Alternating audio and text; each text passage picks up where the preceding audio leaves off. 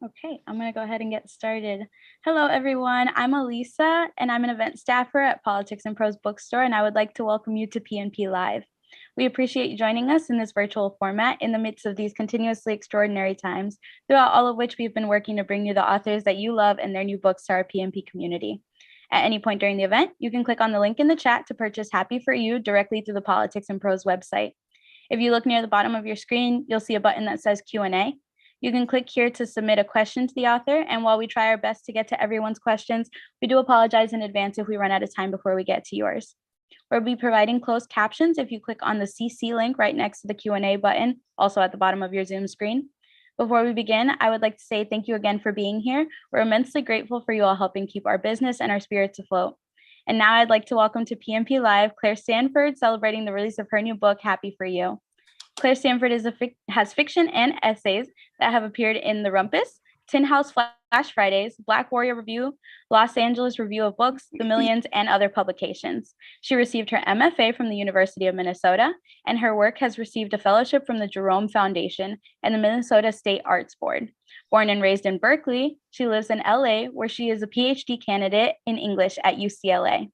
Wry, touching, and sharply attuned to the ambivalence and atomization and illusion of control that characterizes modern life. Happy For You is a story of a young woman at a crossroads that movingly explores how, even in this mediated world, our emotions, contradictions, and vulnerabilities have transformative power we could never predict. Stanford will be in conversation with Weike Wang, the author of Chemistry and Joan is Okay. She's the recipient of the 2018 PEN Hemingway, a Whiting Award, and a National Book Foundation 5 Under 35. Her work has appeared in Plowshares, The New Yorker, among other publications. She's earned her MFA from BU and a bachelor's in chemistry and a doctorate in epidemiology from Harvard. She currently lives in New York City and teaches at the University of Pennsylvania, Barnard College, and Columbia. Please join me in welcoming Claire Stanford and Weike Wang to PNP Live. Thank you. Hi, Claire. How are you? Hi, I'm so excited to be here. Happy launch event. Happy first event. Yeah, it's my first event, so I'm a little nervous. I'm so honored to be doing this with you, for you. And I want this to be like as relaxing and as chill as possible for you. But that was a great intro, and I think you have a selection that you would like to read from, right? Yeah, so I'm going to read a little bit from the fourth chapter of the book. It's just a little bit into the book because the first couple chapters are super short. So all you need to know before this reading is the narrator of the book is Evelyn Kaminsky Kumamoto. She is half Japanese and half Jewish, and she's just left a PhD program in philosophy to work at the third most popular internet company that is developing an app to measure user happiness. And she lives with her boyfriend, her long-term boyfriend, Jamie. On my way home from work, I stopped and bought a soft white cheese that came nestled in its own straw box, and I felt instantly very sophisticated and possibly Parisian. I put a bunch of flowers that were labeled ranunculus, a flower I had never heard of, into the shopping cart as well, because even though I would never be home to look at them during the day, I liked the image of myself as the kind of person who had fresh cut flowers on the dining room table. A woman with fresh cut flowers on the dining room table was a real woman, a real person. And for $18, I could be that person, a person who it had never before occurred to me to be. Jamie worked as an environmental surveyor for the state. We used to subsist primarily on his government income, my stipend covering only a meager portion of our rent. Now, suddenly, I was making considerably more money than he was. Now, suddenly, I could afford to buy all the groceries I wanted at the organic market down the street, where the vegetables were arranged to look like a farm stand, where an entire refrigerator case was filled with fermented beverages that promised numerous intangible benefits to your body, beverages whose labels said things like, "Rejoice, this is a live food." We had met at a grad student mixer when Jamie was in the last year of his geology PhD. He had a very all-American look to him, tall and white with a broad, easy smile. He was the kind of person who did not typically approach a person like me. And when he came up to me at the bar and asked me which department I was in, at first I thought he was just killing time with me until he found a more appropriate match, possibly blonde, but likely brunette, a person with the same automatic confidence that came from never having to feel on the outside. But one drink turned into 3, which turned into tacos the next week, which turned into a hike that weekend, which turned into a movie and more tacos. It turned out he loved tacos, which turned into us moving in together when he finished his PhD and moved to the city for a government job. When I got home, the lights were on and the apartment had been tidied. The magazines neatly stacked, the throw pillows on the couch fluffed. Jamie had said he didn't understand the need for the throw pillows, but I had insisted on buying them. I'd read that they completed a living room. Did our living room look complete? A jazz record I didn't recognize was playing on the stereo. Jamie came out of the kitchen wearing a blue and white striped apron. "Dinner's almost ready," he said, coming over and giving me a kiss on the cheek. "Roast chicken and vegetables, salad, to celebrate your first day. How was it?" "I'm not sure," I said. He had been about to pivot back to the kitchen, but stopped and looked at me with concern. "I'm not sure good, or I'm not sure bad?" "I'm just not sure," I said as I took off my jacket. Usually I threw it onto the couch, but now that everything was so nicely fluffed, so neatly stacked, I walked over to the closet and hung it up properly on a hanger. Everyone else is so excited about this project, measuring happiness. And it's not like I want to be the downer, but I don't really see how it's possible. "Maybe that's why they hired you," Jamie said. "To be the downer," I said. "To ask questions," he said, "to push them to think harder." I heard a timer go off. "To be continued," Jamie said, squeezing my arm. I followed him into the kitchen and stood in the doorway. I watched him open the oven and pull the tray out, a whole bird resting upon a nest of diced potatoes and carrots, resplendent and golden. While the chicken rested, I unpacked a small cheese and put the ranunculus in water. We sat at the table and ate the roast chicken and the vegetables and the salad, and drank a red wine that Jamie said was a little bit of a splurge. He would not tell me exactly how much it cost, but apparently he wanted to make sure I knew it was a splurge. How else would I know it was good? I had to admit it did taste better than the $5 or $10 wine we usually drank, though it was unclear if it would have tasted better had he not forewarned me that it should. Over dinner, he asked if I wanted to talk more about the third most popular internet company. I shook my head, no. He was right, I thought. I was there to ask questions, to push myself and the team. I was there to help them build something tangible, something real. When we finished, Jamie stood up and put on an Al Green record, which I thought was a little cheesy, but I didn't say anything. Jamie was a person who, if the mood struck, would play Al Green unironically. Sometimes I wondered if Jamie would be better off with someone who would also play Al Green unironically, someone spontaneous and light. Sometimes when I was with Jamie, I felt like maybe that person could be me. The record started out crackly at first. We had found it while trolling garage sales one weekend, and it had some light scratches on its surface. But soon the words began to come through, lines about loving you forever, whether times were good or bad, happy or sad. Jamie came strutting back to the table and stuck out his hand, beckoning me. I laughed, but he shook his head, insistent. I stood and took his hand, a little tipsy from the wine. I let myself be guided through a series of twirls and dips, Jamie's warm body leading mine. He smelled like schmaltz. We had been together for 4 years, and we had talked about marriage somewhere around the midway point of year 2. That is, we had talked about it in an extremely abstract sense. I had said I didn't want to get married until I finished my dissertation. Now, of course, I might never finish it. I wasn't sure if Jamie even remembered what I'd said, but recently, when the topic of marriage came up, in a TV show we were watching or a movie, I could feel some kind of static coming off him, vibrating between us in the air. I did not ask him about the static. I didn't know why I didn't ask him about the static. I didn't want to be with anyone else, nor did I foresee wanting to be with anyone else. My long-term boyfriend, whom I loved, was possibly getting ready to ask me to marry him. He had made me this nice dinner. He had bought the wine that was a bit of a splurge. We had danced to Al Green. I knew I was supposed to be happy about this. I had been told over and over again that I should be happy about this. And yet, when I thought about marriage, I felt only a hollow pit deep in my solar plexus, a vacancy that seemed to be mine alone. Everyone else I knew seemed so sure of what they were doing, the people they were marrying, the houses they were buying, the children they were birthing. When would I be sure? The song ended. We stood in the middle of the living room for a beat. Was this the moment the static was going to end? Well, Jamie said, I'm going to do the dishes. I felt awash with relief. While Jamie started on the dishes, I stayed at the table, drinking the wine and eating the cheese, surveying our living room. In the corner was a tower of books that no longer fit on our shelves, a tour of the stages of my intellectual failure. Aristotle and Plato and Hume and Descartes and Kierkegaard and Leibniz, all those men whose thoughts on thought I knew inside and out. How was it possible that I knew so much about how to think, but so little about what to do? On some level, I knew I was overthinking things, but from where I stood, it seemed as if everyone else was underthinking things, and I was thinking about them the right amount. Still, there were no answers in sight. Perhaps I would need to rethink my approach. After we cleaned up dinner, Jamie went to the bedroom and I sat in front of the TV. I wanted to watch something, but I didn't know what. I clicked through the channels for a few minutes, a small time-wasting pleasure I would never have indulged in back in my dissertation writing days. Eventually, I came across a nature documentary and quickly became absorbed in it. I hadn't watched nature shows since I was a child, when I wanted to be a nature photographer for National Geographic, a profession that was exciting and physical and outdoors, entirely opposite of where I had ended up. The show was called Misfits, and each episode featured a creature that was often overlooked, animals that were not celebrated for their speed or strength or beauty. No sharks or lions or peacocks here. These were animals who marched to the beat of a different drummer, said the voiceover. The first animal profile was the big-headed mole rat. Out of 37 species of mole rats, said the voiceover, 36 live entirely underground.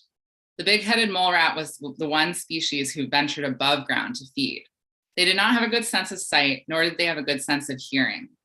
I watched as, on screen, a big-headed mole rat poked its blind head out of the earth. Nearby, a wolf, its muscles taut, began to approach the mole rat's burrow. But eating the fresh grasses and shrubs must be worth the danger from predators, said the voiceover. The mole rat snuffled about in the grass, the wolf sinking closer and closer. I felt the muscles in my body tightening. Suddenly, a bird chirped, and the mole rat, alarmed, dropped its enormous head back into its hole, safe. The big-headed mole rat has a secret weapon, the voiceover said, a sentry in the form of a bird called the moorland chat. The bird lived off the grubs and worms that were exposed in the mole rat's excavations, and in return, it chirped an alarm when the wolves got too near.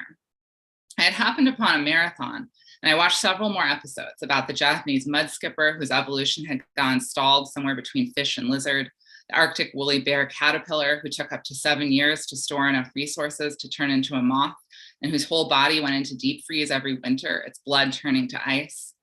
I watched the mating progress of the minute-leaf chameleon, no bigger than a fingernail. Because it is so small, the voiceover said, it is immensely difficult for the minute-leaf chameleon to find a mate. They simply do not encounter other chameleons very often in the wild. If a male chameleon does manage to find a female, he climbs onto her back and won't let go until mating is complete. Finding a mate is tough, the voiceover said, in this giant world. When I finally got into bed several hours later, Jamie was making the soft snuffling sounds of deep slumber. I had been sleeping next to this person for years, but suddenly I felt shy about lying next to him, about exposing my half-clad body to his. I thought about how strange it is that we trust ourselves in slumber to other people. And then he shimmied his body over to mine, enveloping my form in his. I put my head in the crook of his armpit and let my body rise and fall with his breath. Thanks. Thank you. That was wonderful. Awesome. Thank you. Yeah. First reading. Beautiful. I loved how in the second, what really drew me into this book. And this book I read, I think in like 1 day or like 2 days. I just like devoured it. Were these just really kind of interesting tidbits about animals and motherhood in animals and their mating patterns. I think later on in the book, you say something about seahorses, only 0.5% of their young survive. And I'm sort of a numbers person. I thought that is crazy. Imagine if you told that to a human mother, right? And then they just kind of let their, kids go out there. And then the whale, the trajectory of like the G32 whale with their calf. And that was one of the things that sort of really fascinated me about how these kind of facts about motherhood and ecology and animal life were just placed in there in a book really about computer science and apps. And I just thought it was kind of incredible how you did that. I guess my question is, how did that come about? How did sort of that form of braiding in these really cool facts about animals? And who doesn't watch like National Geographic's like Planet Earth, and is sort of like struck with wonder with something kind of mammal-esque and National Geographic, which is like an app startup company. Mm-hmm. I mean, I think that Evelyn, is a person who just really notices the natural world too, even though she's not that embedded, she's really in her head. But this is one way that she kind of gets out of her head, and it always has been. I mean, there's like a flashback later in the book, or a memory of her going to Land's End with her mother. So this has always been something that has been present for her. And then I think maybe during the trajectory of the book, it becomes much more present for her, that she's noticing these other animals, and particularly noticing these animals who are the misfits, or like the outlier animals. Like the seahorses, the father is really gives birth to the babies. And then, but also, even though so few seahorse babies survive, they're like considered very good underwater caretakers of their babies, because most fish just like leave their eggs there and are like, don't even protect them. I feel like that's just such a double standard for the seahorse. Yeah, exactly, the gender double standard. But so I think she is like also looking a little bit for other ways to exist in the world, and she's seeing like this increasing closing down of ways to exist as a human being, and then starts to see these other possibilities that we aren't really paying attention to, in the ways that these animals configure their lives, whether it's because they choose to or that's how they have to. And then with the whale, I mean, that was happening. So partly it's because that was happening with that whale, who had a different number than G32. I changed it. But while I was writing this book, and it was really suspenseful and engrossing for me, and every day I was checking on the life of this whale who was mourning her calf. But I also was thinking about just the way that is an entirely human caused tragedy that happened to this whale, and then also the way that all the reporting on this whale was kind of just like personifying the whale a lot, and discussing like this question of how much can the whale feel, how much can we even talk about the whale, but like this seemed like such a stark act of mourning on the part of the whale. So I just thought it interacted really interestingly with the idea of trying to categorize human emotions. And then also thinking about just the way that humans are just trotting over everything now in the world, from other animals to ourselves, right, through these apps. And back to this concept of emotion. I mean, the title it's about happiness, right? Happy for you. And there's sort of this insidious level of how happy you are. Can we quantify happiness? And I really love that this app is run on this like 1 to 10 scale of happiness, which honestly usually is the pain scale if you go to the doctors, right? And there's just kind of this like literary, almost Black Mirror element to the story of kind of this, we think this is a good thing. Is it a good thing? And there's just all these good thoughts about like what is happiness? Is it super important to get 100% happiness? Because if you're happy all the time, that that there might be something wrong there, right? And Evelyn operates actually at a pretty high level of happiness. I was reading through the book, but it's like it's not good enough, right? It's like not good enough for the company. And there's just kind of this sense of like social monitoring, the sense you have to be happy. And there's this like great interaction between Evelyn and her father that I think is like the same interaction I've had with me and my father, where the father's like, happiness is such an American invention. And I don't know, I think there's some argument, there's some truth in that in this country, this idea of like optimism, happiness, happy ending, being well, like always having to be well, and working yourself to death so you can be well, is so part of the narrative. Was that something that you were really kind of trying to dig into, obviously for the book? And what can you say about that as you're working through the novel? Yeah, I mean, as I was working through the novel, I came to more and more believe in Evelyn's father's take on things. But yeah, I mean, he's offering this totally different take than she's immersed in this one world of needing to not just classify, but I think a lot of it, the book started as a little bit of a response also, I think, to my feeling that there's just this massive oppression of like self-optimization right now. And like this need to do self-optimization, this need to do self-wellness, this need to do self-care, which I think is really American because America has like left individuals to fend for themselves, right? In a way without like a safety net. So that's like why we have to self-optimize and need to like pursue this kind of overwhelming individual happiness that she is part of, but also the quantification and commodification of happiness, I think, is pretty uniquely American. And America is probably pretty interested in starting to export it for further, you know, modification. It always starts with a good idea, and then there's exploitation, and then there's numbers, and then there's metrics, right? Americans really care about metrics. And so like this idea of putting a metric on this happiness. I mean, that also just came from like my own feeling of discomfort with social media. And like, I'm a very uncomfortable social media user in general.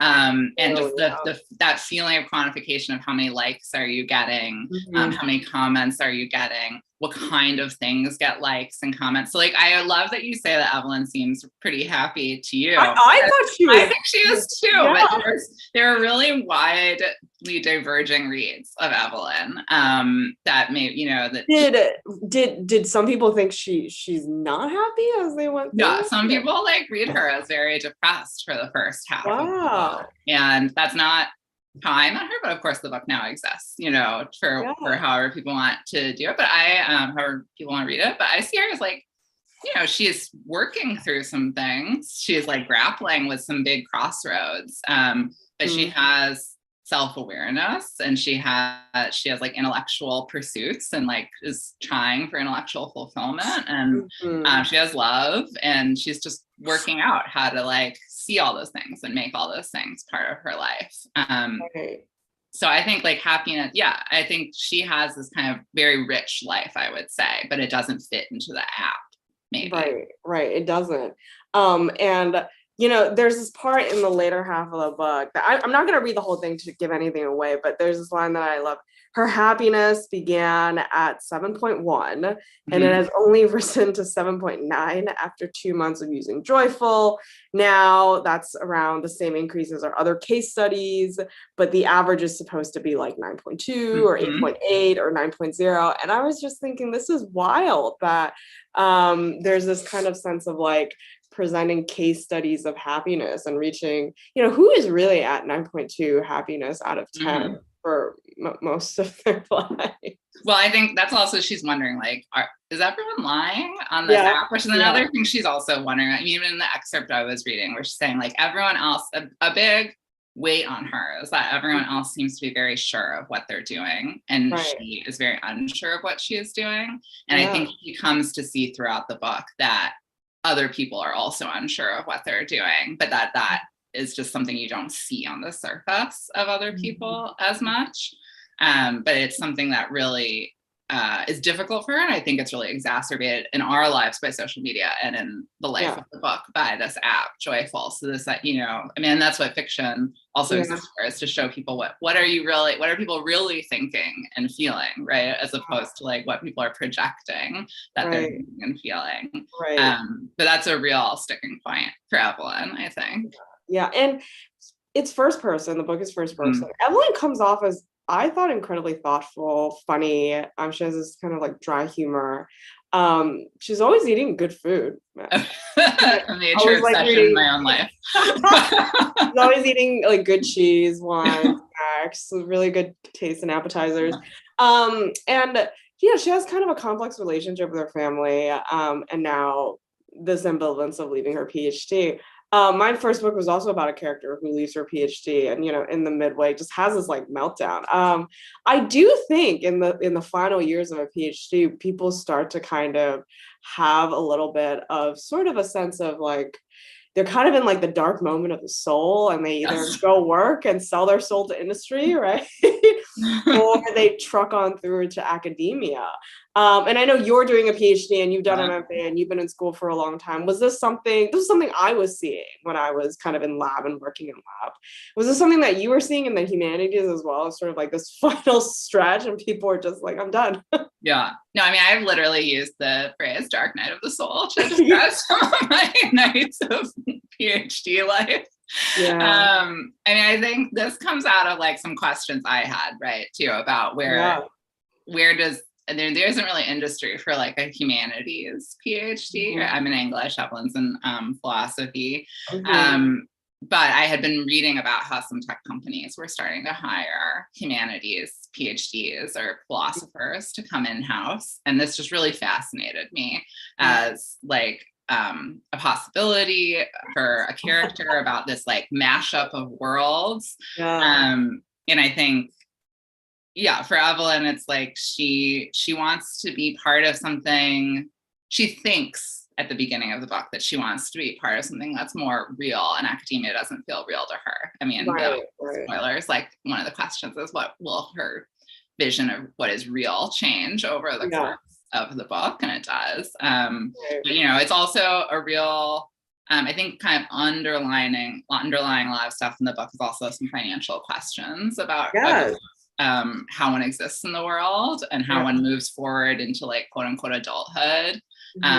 With especially in the Bay Area, where I grew up, but like with as a PhD student, as an academic versus in kind of a corporate world. So these are also things she's wrestling with about how to just move forward in her life and what is available to her, I think. Well, I mean, I think you struck on a really important point at the beginning, and sometimes I feel like characters like Evelyn are not given the agency. She can buy all the food now, right? Yeah. She's literally the breadwinner of the family. She can buy all the food. She can buy the expensive one. She can take care of herself, in a way that I think when you're in your last year of your PhD and you're sad, you can't do that, right? So she sort of has this like kind of rebirth as an industry thinker. And I actually thought that she fit into her role there. She kind of has a strange boss, but who hasn't had a strange boss? And she sort of like fits in into that world actually pretty naturally, I would say, even though she's still like questioning whether what she's doing, what's happening with the app and things like that. And I thought you did a really good job of giving her that sense of like agency and that sense of kind of purpose throughout. And she sort of just makes the decision, jumps in and just tries it out. And I think that's like really important, just exploring other avenues for her life. Yeah, that's really interesting because it's also, some people also read her as not that active of a character, but I think she is actually pretty active, and she thinks in some ways. Oh, really? Am I just like saying all the wrong things? No. I just in a different like interview I had, someone was saying like, she's like doing so little change. So I was like, I don't know. I don't think that's true. She's like changing a lot. She is kind of hung up on whether she is changing or not. And she's kind of hung up on whether she is making decisions or not. But like, that's also, I think, the layer in the first person is like, she's a more or less reliable first person narrator, but I don't think she's 100%. She doesn't have 100% clarity on her own situation. Well, I mean, I think that's why she goes so often into these like National Geographic kind of like tangents, or she's thinking about, that tower of thought. She knows so much about how other people think, right? But she's still trying to figure out how she's thinking about certain things. Yeah, exactly. The choices she needs to make and how she's being perceived. Yeah. Did you have to do any research into these like startup apps, or were you, having grown up in the Bay Area, just very familiar with that? Like, no. I mean, I think me growing up in the Bay Area also like inflects this book, and that I was trying to process the changes that I've seen going on in the Bay Area, like over my entire life. Well, it's just so spot on, like this happiness summit. Okay, well, I moved that to LA where I live now because I was like, where would a happiness summit really be? LA, that's the world that happiness. But like for that, I knew also I wanted her to go. How they send their emails, like the lingo, how did the lingo? That so right? That is a little research. So this was very perfect timing, which was that I wanted her, obviously a PhD student who leaves to go into industry. And I got an invitation, I won't say the company, but a company I was recruiting at my university recruiting PhD students to come work for their company. So I went to their open house and was furiously taking notes during all of their presentations about what a PhD student's life would be like at this company. And I did do, I did other research in terms of like what are biometrics, what biometrics would be kind of realistic, and what biometrics would also be like speculative, because now when I started this book, we didn't have wearables. They probably were like in beta and I didn't know about them, but there was no, Halo yet or Oro ring or any of these things.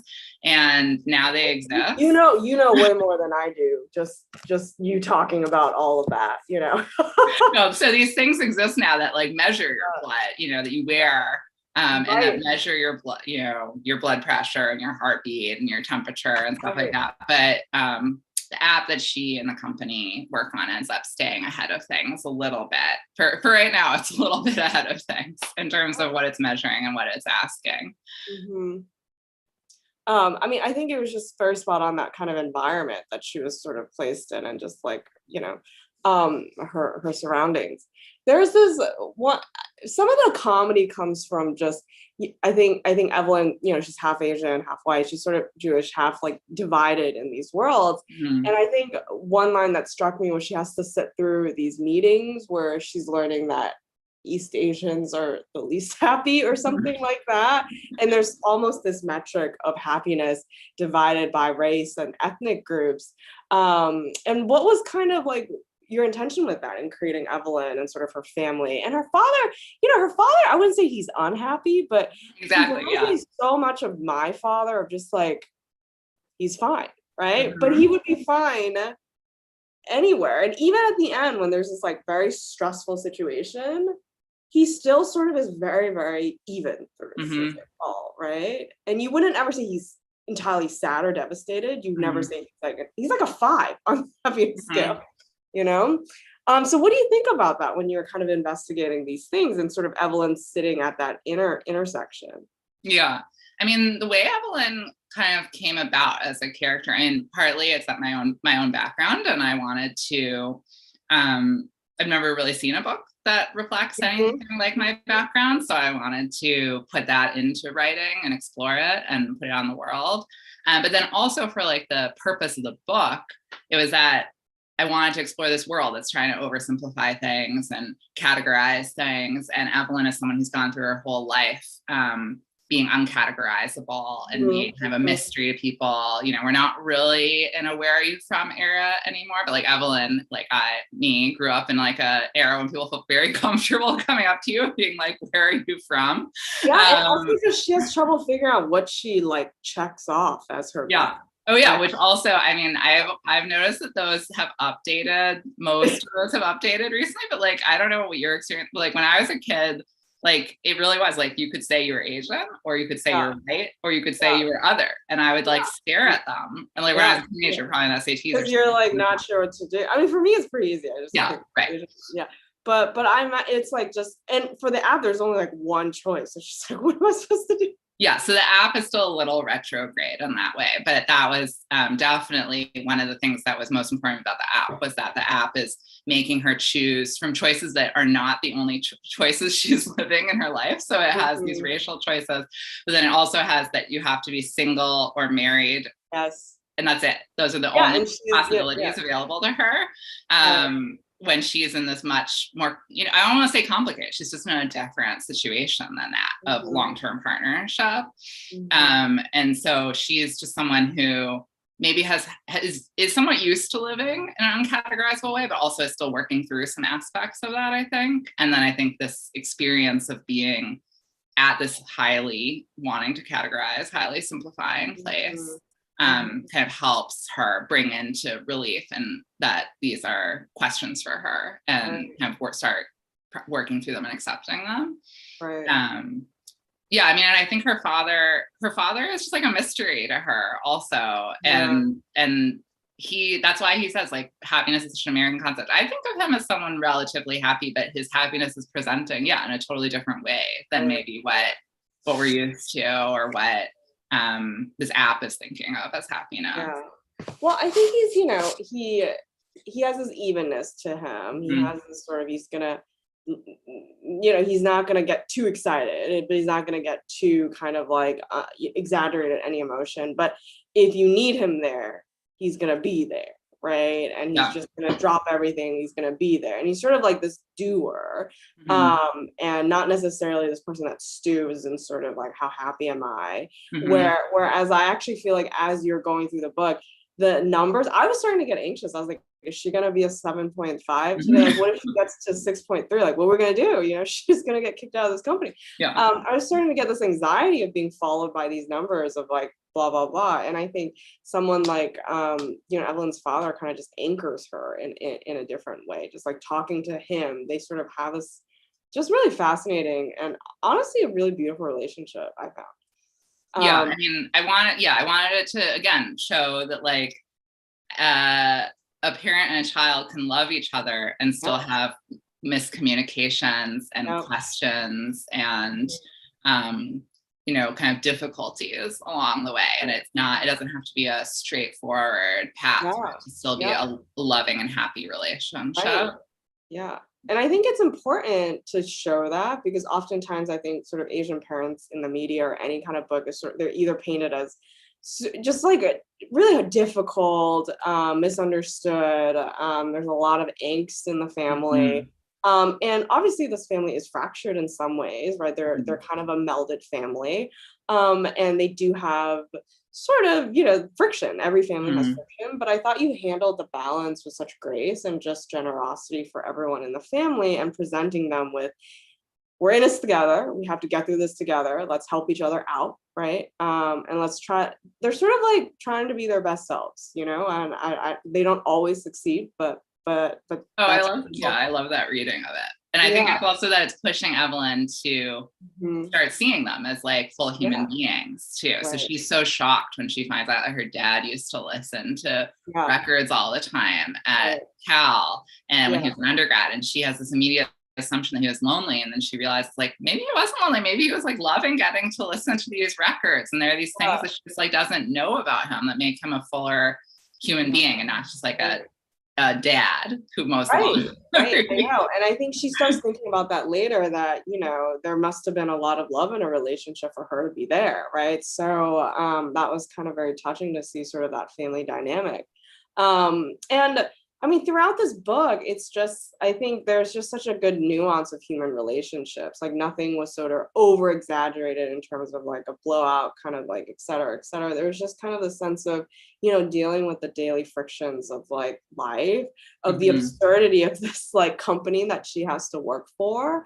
And kind of like how much is she buying into that versus like her real life, right? There's the life of herself on the app, and then there's really her real life that she's kind of trying to manage, whether what happens to her she considers a blessing or sort of just like a new development, right?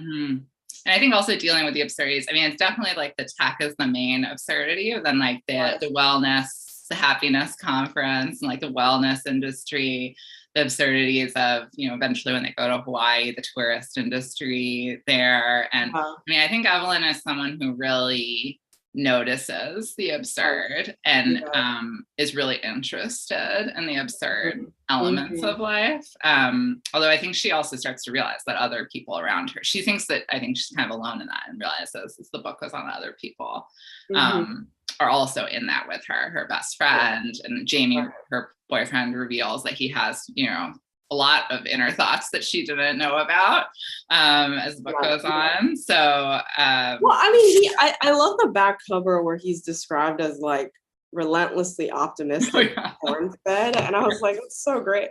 And he loves tacos. He's like corn-fed from tacos, and it's such a good characterization of him because he sort of seems so innocuous at the beginning, but then she also sort of just categorizes him, right? Like he's like an easy to categorize person, but like her father's an easy to categorize person supposedly. And then she starts to realize that, no one is obviously categorizable like that.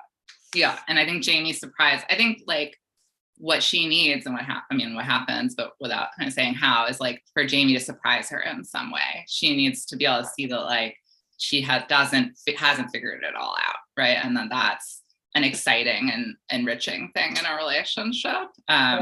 But yeah, I mean, Jamie was fun to write too. I just feel like someone like Evelyn needs to be with someone like Jamie. She can't be with another massive overthinker. Like, nothing would ever get done in her partnership. They'd just be thinking. They'd be in circles, and then they would never leave the house, right? Like, she needs someone who just wants to dance to Al Green. She needs like someone to help her lighten up a little bit.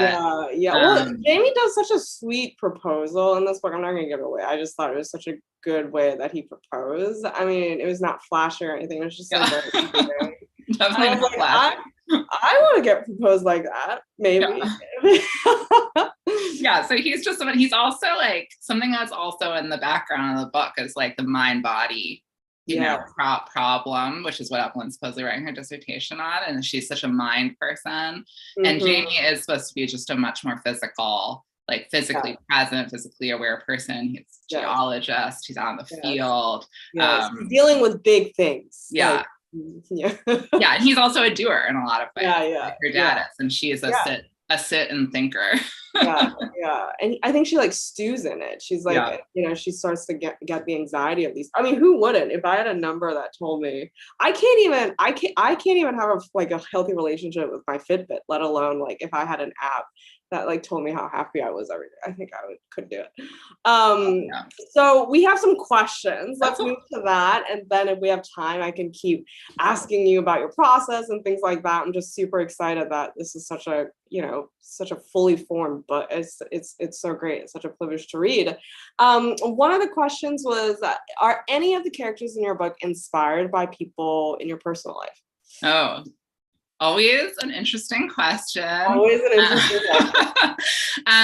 mean, I think Evelyn is not autobiographical in lots of ways, not just like she's a philosophy PhD and I'm an English PhD. I'm not like, that's the screen. Like a lot of things happened to her that I have never experienced or never worked at a tech company. But I do think at the time I was writing this book, I was at some of the same crossroads as her, and especially thinking about, what kind of work I wanted to do, and also thinking about some questions around marriage and motherhood, and just generally being a woman, but also being a person in the world. But anyway, so it's hard to be both, like a woman and a person. Yeah, so Ellen makes that distinction too at various points where she's like, how do I be a woman? How do I be a person? I mean, she wants to be a person. Like that's, I mean, as we all do, I think, but she doesn't want this like womanhood imposed on her. And so in some ways, I think it's very emotionally drawn from my own life, some of the queries that are starting her off, but then they go off in completely different directions and that are totally fictional, and some of which I had to research a lot and some less. And everyone else's, I'm trying to think, because it was like a couple years ago now that really I finished, but everyone else I think is really fictional. I mean, Dr. Luce is like a totally fictional creation where I wanted there to be kind of a larger than life almost boss character who is almost like a little Pynchon-esque or like a little, that's why I gave her the last name Luce and light. Like I wanted her to have like a little just like zing to her. And I just was thinking like, well, why can't like there be a zingy female tech boss? Like, why does this have to be some like, normal male tech boss, for example. Sharky is like also her best friend. No, I'll wrap up, but like he's like kind of my secret favorite character in some ways. Like he's just a small character in the book, but he has so much personality and he kind of threatened to take over any scene he was in. And he is just a totally made up character and it's actually one of the first things I wrote was the description of Sharky as this person who also is really defying expectations for what someone might think a South Asian man would be. He's also half Asian and half Jewish, and they bond over that. They do. Another question, this is a good question. So can you talk about your intentions for the story and the differences in how it is or will be perceived by others? I think that's always kind of a nerve-wracking thing. And the writer of the question said, is it nerve-wracking or do you feel free from that, worrying about what people think? Hey, Jeannie, that's from a friend of mine. No, this is a really interesting question. I think it's a little hard to answer, but yeah, I mean, I actually feel really wildly free of it now that the book has been published, which I like am kind of shocked by. I was definitely tortured by it leading up to the publication of the book. And something about it now having been officially published is, I just feel, I don't know, we'll see if it lasts, but I just feel more okay about it. But yeah, I do feel, I would say up until the publication, maybe a little bit now, I still feel a little protective of Evelyn. And I feel like, the very thing the book is talking about, which is not seeing people in a simplified light. It can sometimes be that Evelyn seems, right, like we were talking about earlier, that some people have read her as not happy, which was not necessarily my intention. But I am setting her up to not be happy in the way that the app thinks people are happy. So this is like a circular problem in some ways, right? But yeah, I think I just kind of finally realized, like, I've done everything I can, and now it's out of my, and like, it's been a great team, and now it's kind of out of my control. But it was nerve wracking up until this moment, not this, but pub day. And especially because I feel so close to Evelyn, I'm rooting for her, so I feel protective of her. I think it's what you just, I was talking to my agent today, and she was just saying, you did your job, right? You've done your job, you've written the thing, right? Now it's sort of in the world, and it's really hard. Like, I think if we worry too much about what the reader thinks or other people think, then it just clutters sort of prose and the story you want to tell, and part of the narrative. So, but it's hard to not listen and hear those things. So, Yeah. But I think also, like, it helped, having a few good, like, really, really. Yeah, you had a great, the Times review was great. Oh my gosh. Well, I just felt like Alexander Chang entirely understood the book. So having just like a couple of the first responses be so incisive, so insightful, and so seeing what I was doing, like a couple people on various social media things have also had incredibly thoughtful framings of the book. And so I think that also helps to have like the first response be something that's been so gratifying, and hopefully like helps push down some of the other, I'm sure, things. Just don't go on Goodreads, I think. I know, I've stricken Goodreads from my mind. You shouldn't do it. I think it's like a mess there, so just that's my big advice, is try not to go on Goodreads.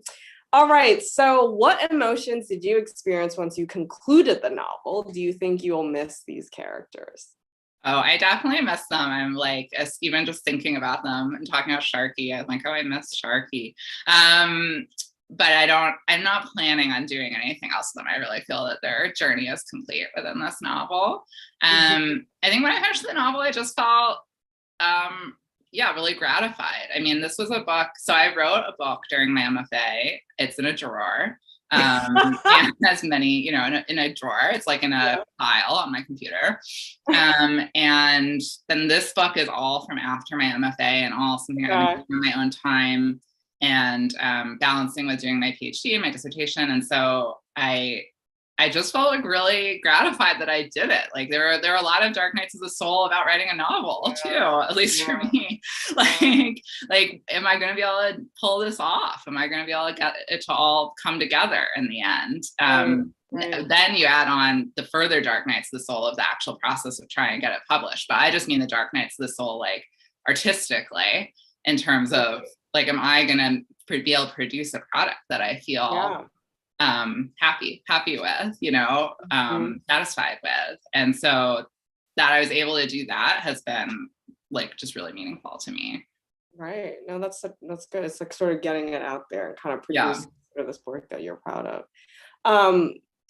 So monitoring our happiness more closely, do you think monitoring our happiness more closely actually makes us more or less happy? What do you think of that kind of like level of self-awareness that goes into an emotion like happiness? This also says you're going to answer the question. Is that just because you clicked on it? Do you want to answer it?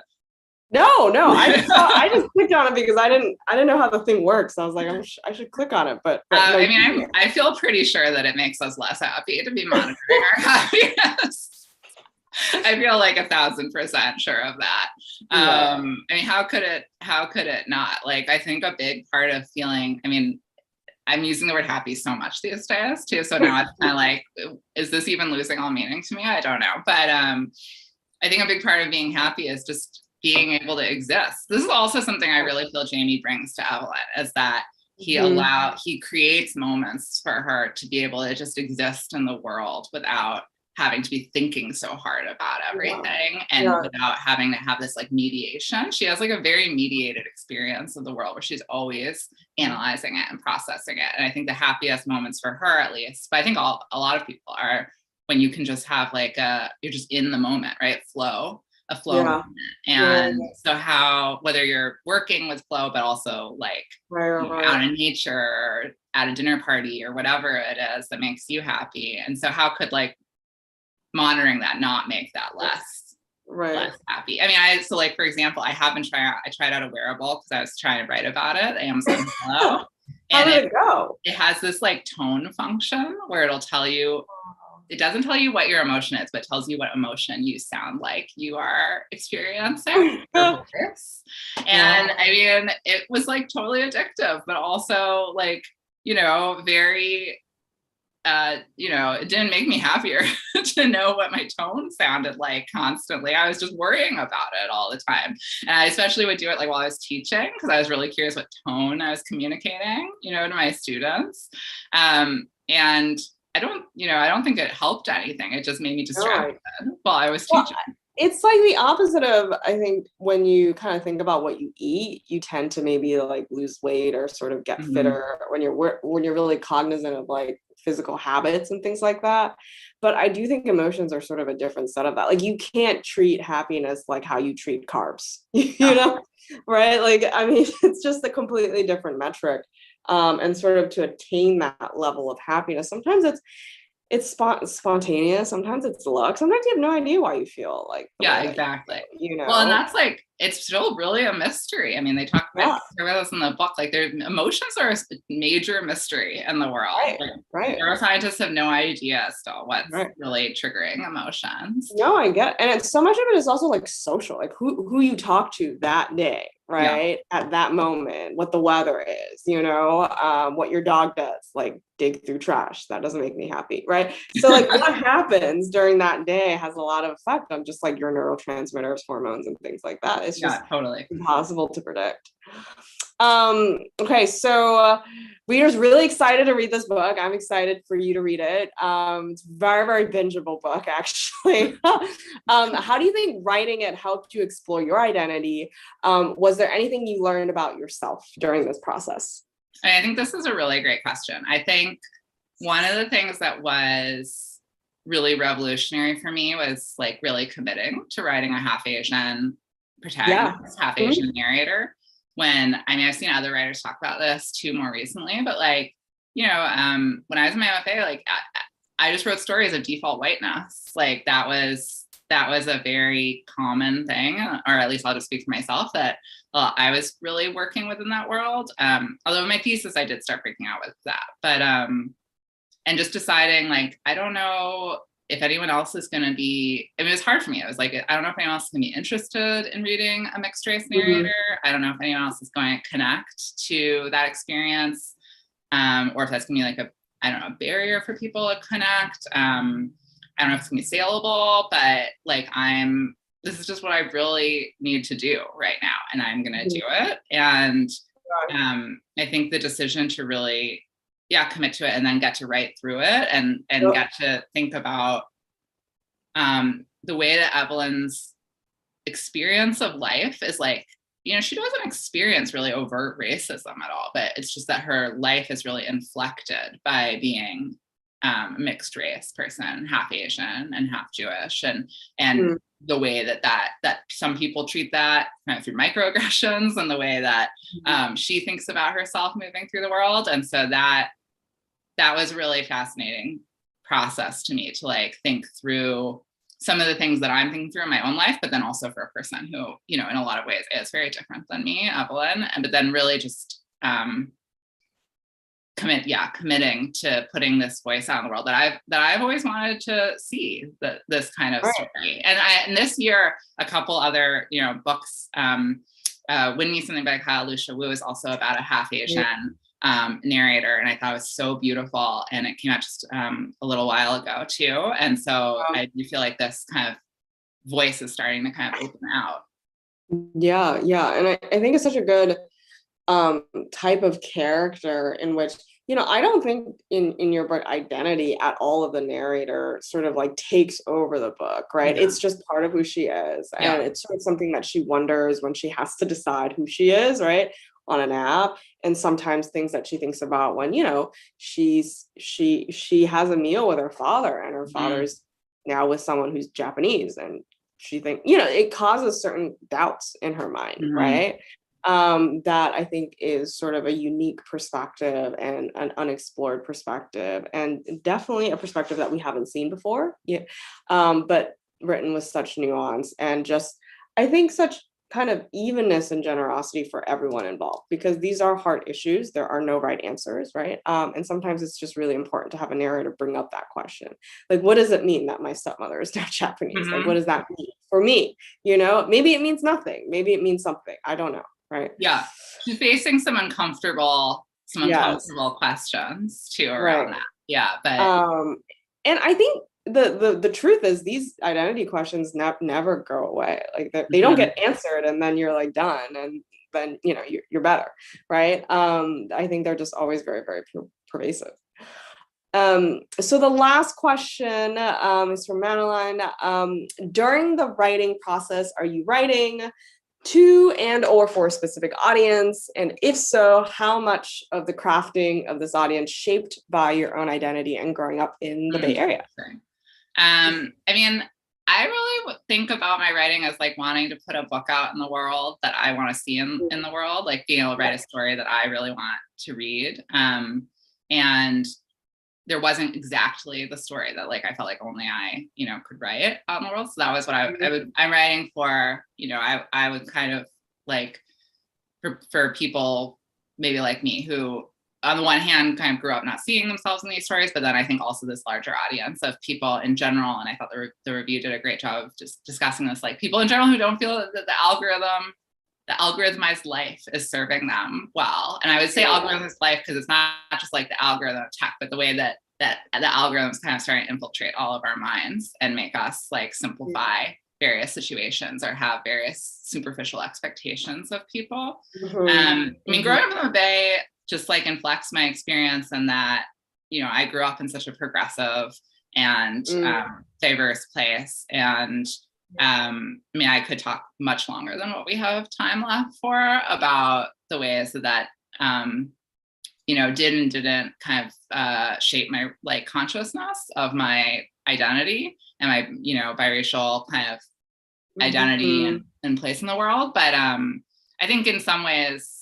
I would hope that people in the Bay Area are particularly interested in it, because it is also like it's a story that's really rooted in the Bay Area in a lot of ways, and questions of like, where is this all going, and what kinds of world do we want to craft in the Bay Area going forward? That's something that's really present for Evelyn, as well as someone who grew up there and has seen changes and is feeling kind of pushed out by this world and wants back in to the world that's like her native city. So it's really, it's really important to me that it's a Bay Area story. I mean, I don't think this story could happen, on the East Coast, right? I think, and there's a certain way that, in the Bay Area, this kind of like newness, right? Kind of going into the newness, embracing tech, and being very experimental and sort of innovative with how we integrate tech into our lifestyle. I think East Coast we're just a little behind you guys in that, if not totally behind. Like I'm still fascinated when I see a Tesla, and then I think people in the Bay Area are like, I just see Teslas all the time. I see a garage, but I'm on my street. I'm like, oh my god, it's a Tesla. I sometimes get excited when I see a Prius, So, but we're still very behind you guys, I feel, and just biking our little electric cars or little electric bikes around Central Park. I mean, it is also right. The just seamless the interest on the West Coast in newness and seamless integration and in self-optimization. I mean, now I'm in LA, but that's why the self-optimization wellness section takes place in LA. also because that's kind of like the tinge of things here. But yeah, definitely the new, which I hadn't been thinking about as much. Yeah, right. And just being kind of open-minded. I think there's sort of on the East Coast, there's less of this kind of, it's like old money, right? It's New York. There's sort of this sense of not necessarily being as open-minded about some of these things. But Evelyn is, she jumps in, she explores, and she has questions. She's not one of these like, total followers, right? But she sort of is trying to go along with it and trying to see how much she buys in. And I think that's just such a good strategy for like a narrator, because as a reader, I want to know how much I buy into this, this industry or this app. But I think we're out of time. But this was there anything else you wanted to mention about the book that we should know that maybe we didn't touch on?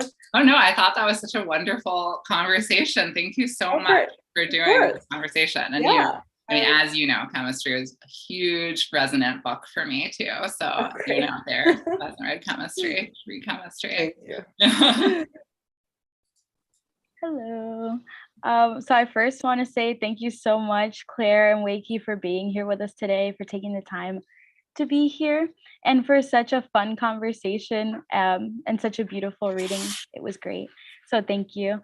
I would also like to thank the audience here today, as your patronage is really what allows us to bring you programming like this, and we wouldn't be able to continue to host these types of events without the book sales to support them. So please support Claire Stanford and Politics and Prose by using the link, which we posted in the chat, to purchase Happy For You directly through our website.